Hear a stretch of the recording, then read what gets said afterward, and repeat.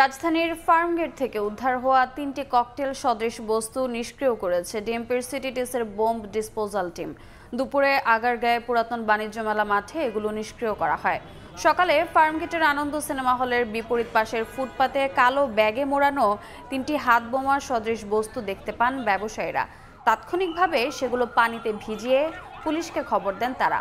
পরে bomb disposal unit এসে ককটেলের মতো দেখতে বস্তুগুলো নিষ্ক্রিয় করতে পুরনো বাণিজ্য মেলার মাঠে নেওয়া হয়। সেখানে সেগুলো নিষ্ক্রিয় করে পুলিশ।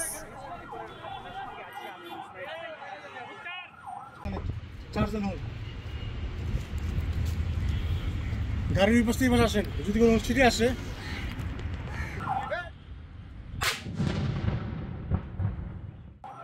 সকালবেলা আমি এখানে আসার পরে আমাদের এক ড্রাইভার বলতেছে, ভাইজান এখানে একটা ব্যাগ আছে। তো আমি বললাম ব্যাগটা খুলে দেখ কোনো টাকা পয়সা বা অন্য কিছু আছে কিনা।